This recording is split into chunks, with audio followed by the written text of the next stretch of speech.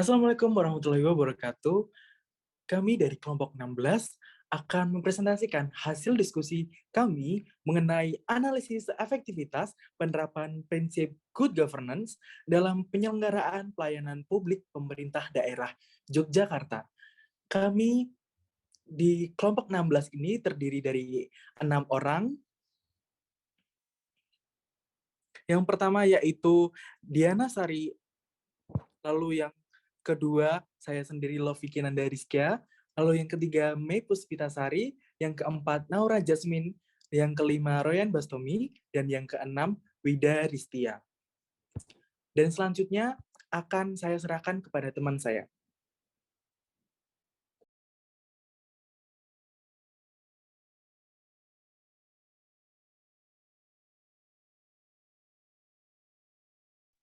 Yang pertama, terdapat pendahuluan. Pada saat ini, masyarakat di Indonesia mengharapkan pemerintah supaya menyelenggarakan konsep good governance.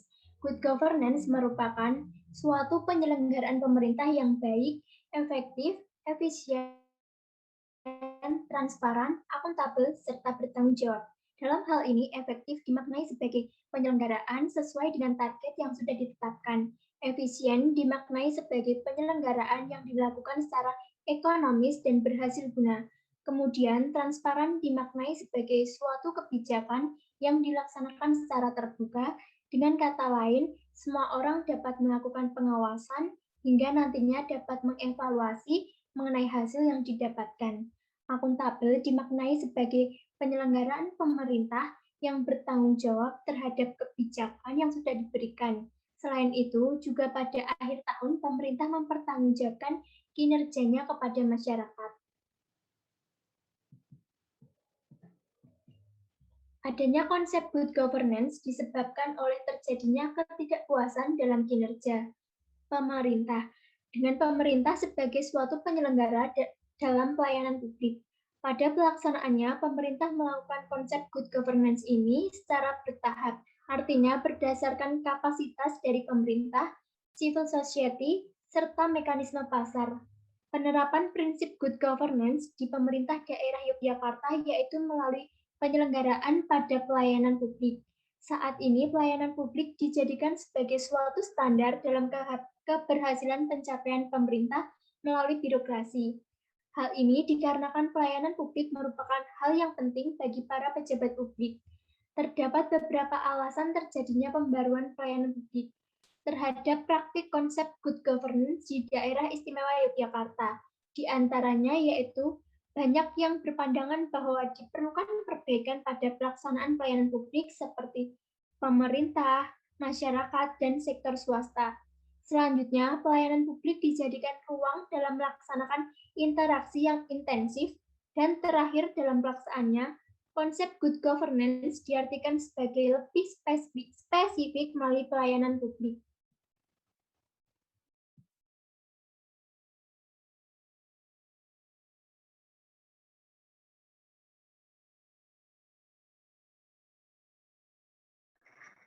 Oke, pembahasan selanjutnya yaitu tinjauan pustaka. Yang pertama, kita akan mengetahui tentang pengertian dari good governance. Good governance menurut Sajijono dikategorikan sebagai kegiatan lembaga pemerintah yang dilaksanakan atas dasar kepentingan rakyat dan segala bentuk norma yang berlaku demi terwujudnya cita-cita negara. Selanjutnya ada pengertian dari Lembaga Administrasi Negara atau LAN dan BPKP yang mengartikan bahwa good governance merupakan sebuah konsep usaha pemerintah melakukan interaksi dengan masyarakat dalam mengatur perihal sumber daya pembangunan. Sehingga dari dua pernyataan di atas dapat disimpulkan bahwa good governance sebagai suatu bentuk sistem tata kelola dalam pemerintahan melalui kegiatan yang berorientasi pada masyarakat yang dijalankan oleh lembaga pemerintah dalam mewujudkan cita-cita negara dengan menerapkan prinsip-prinsip profesionalitas dan demokratis. Selanjutnya, ada prinsip-prinsip dalam good governance. Berikut prinsip-prinsipnya. Yang pertama yaitu profesionalitas, yang memiliki arti menjalankan tugas dan kewajiban yang telah diatur dengan sebaik-baiknya dalam membentuk moral pejabat pemerintah sehingga mampu melaksanakan kegiatan pelayanan publik yang tepat mudah, dan tepat. Kedua, yaitu akuntabilitas, bertujuan dalam meningkatkan pertanggungjawaban para perancang keputusan di semua sektor yang berkaitan dengan kepentingan masyarakat. Yang ketiga, yaitu transparansi, melalui kegiatan keterbukaan pejabat publik dalam membangun kepercayaan dalam komunikasi searah oleh pemerintah dengan masyarakat sehingga mendukung segala keleluasaan dalam mendapatkan kejelasan tentang fakta yang memadai dan akurat. Selanjutnya yaitu pelayanan optimal atau prima yang selalu diikuti dengan kejelasan prosedur dan ditunjang dengan pelayanan yang disiplin dan ramah dengan prasarana dan sarana yang memadai. Selanjutnya yaitu demokrasi dan partisipasi, memacu masyarakat dalam menggunakan hak berpendapat, hak dalam mengambil keputusan, hak berkaitan dengan keperluan masyarakat. Selanjutnya yaitu tingkat efektivitas dan efisiensi dalam menyelenggarakan pelayanan publik melalui pengelolaan skala kapasitas dan sumber daya organisasi bertanggung jawab secara optimal. Selanjutnya yaitu penegakan hukum yang dalam mewujudkan terjaminnya penegakan hukum seadil-adilnya untuk semua pihak tanpa terkecuali dengan berpedoman pada HAM serta memanifestasikan norma yang ada pada masyarakat. Oke, selanjutnya yaitu tentang pengertian dari pelayanan publik. Pelayanan publik termuat dalam Undang-Undang Nomor 25 Tahun 2019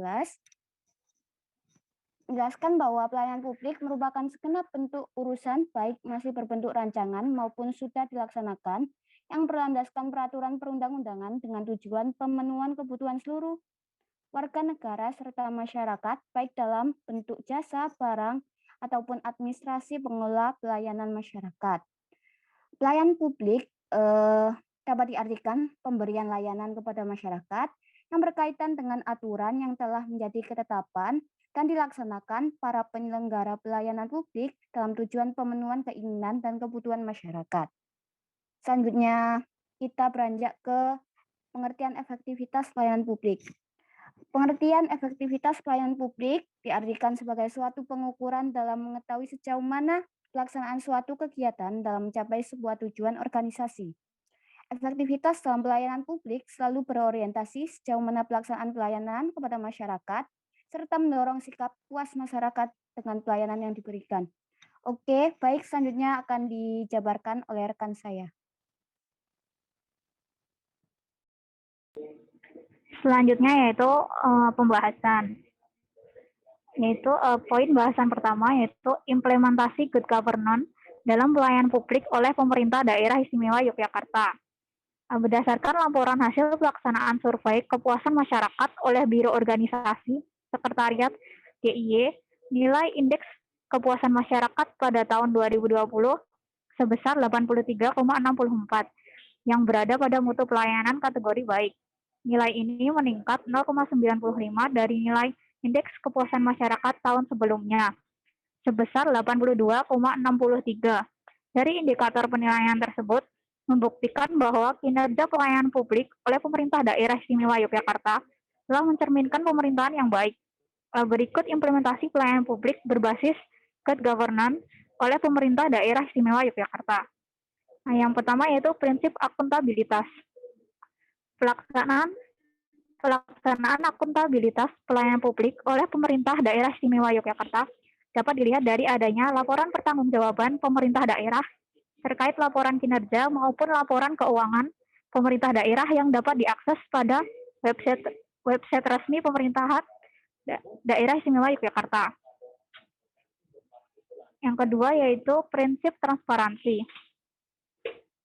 Adanya transparansi pelayanan di bidang informasi berbasis website yang dapat diakses pada jogjaprov.go.id dengan digitalisasi pelayanan publik secara tidak langsung berimplikasi munculnya keterbukaan akses publik terhadap informasi terkait profil organisasi publik, laporan keuangan, maupun program yang sedang dijalankan.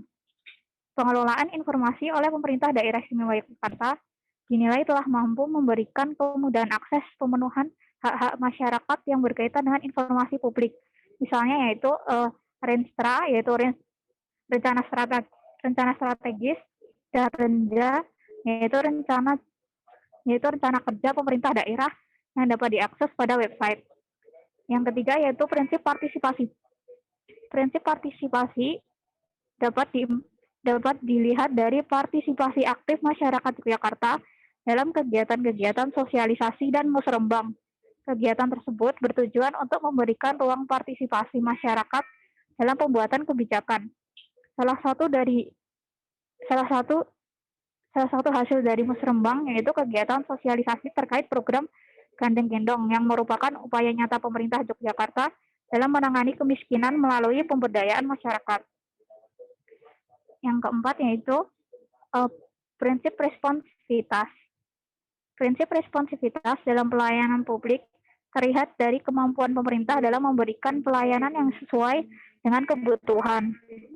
Adanya standar operasional prosedur yang jelas, partisipasi masyarakat dalam hal pengawasan secara nyata melalui program dan sistem pengaduan layanan publik DIY yang melalui e-lapor DIY sehingga dapat meminimalisir munculnya patologi pelayanan publik seperti pungutan liar, praktik calo, korupsi, dan pelayanan yang berbelit-belit. Yang kelima yaitu prinsip keadilan. Dalam menyelenggarakan pelayanan publik harus berpedoman pada prinsip keadilan, di mana semua warga negara berhak untuk mengakses pelayanan publik tanpa adanya diskriminasi akibat cacat tubuh atau cacat mental, latar belakang agama, suku, ras, gender, dan status ekonomi. Saat ini pemerintah daerah istimewa Yogyakarta berkomitmen untuk memberikan pelayanan publik inklusif bagi penyandang disabilitas. Misalnya yaitu aksesibilitas bagi penyandang disabilitas pada objek wisata Malioboro. Meskipun hal ini belum dapat diterapkan pada seluruh bidang pelayanan, karena masih adanya keterbatasan pada sarana dan prasarana pendukung. Yang keenam yaitu prinsip dan efektivitas. Prinsip efisiensi dan efektivitas. Adanya inovasi yang terus dikembangkan oleh pemerintah daerah guna terciptanya kinerja pelayanan publik yang efisien dan efektif sehingga dapat memberikan pelayanan publik yang cepat dan tepat.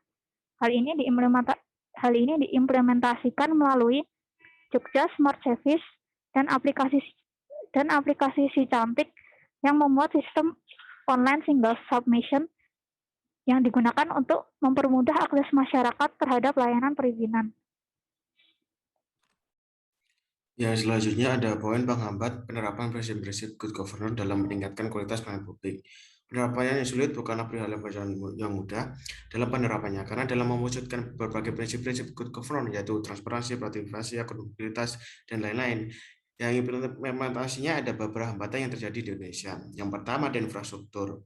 Penting dalam memiliki sebuah infrastruktur yang mumpuni untuk meningkatkan dan menerapkan penerapan prinsip-prinsip good governance dalam peningkatan kualitas pelayanan publik di Indonesia. Yang kedua, pemberdayaan informasi, keamanan dan mutu pemberdayaan dalam mengolah informasi. Yang ketiga, partisipasi masyarakat. Yang keempat, ada sumber daya manusia. Yang kelima, ada lingkungan bisnis. Hal ini diartikan meliputi kondisi pasar, sistem perdagangan, regulasi yang telah ditetapkan oleh regulator yang berasas pada ruang lingkup pertumbuhan bisnis. Yang selanjutnya ada kedisiplinan aparat daerah. Ketika melakukan pelayanan publik, terkadang pemerintah daerah ASN-nya masih belum bekerja dengan baik. Selanjutnya ada ketika melakukan pelayanan publik dalam penyampaian aspirasi dalam pendapat masyarakat, cenderung juga tidak terlalu paham akan konteks bagaimana kebijakan itu dibuat dan program yang telah dilaksanakan oleh pemerintah. Selanjutnya ada akuntabilitas yang transparansi dari pemerintah yang juga kurang, sehingga masyarakat terkadang tidak mengenali sama sekali kebijakan dan juga regulasi dari pemerintah yang hendak dibuat.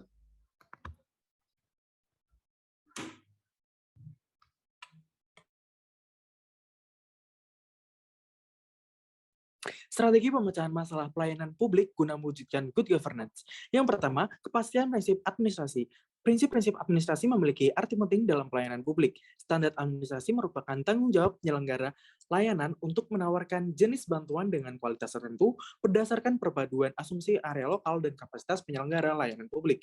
Lalu yang kedua, spesifikasi SOP.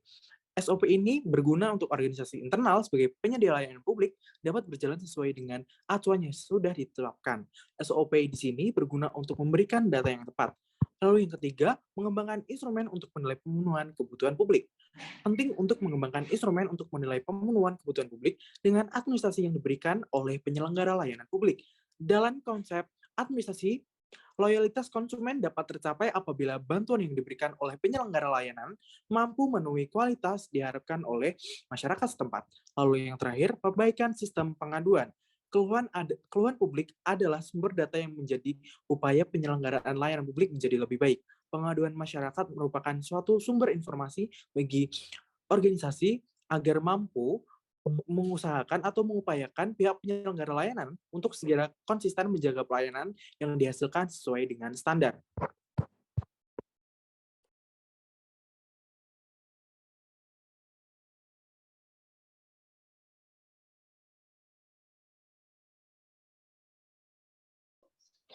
Bagian terakhir yaitu penutup.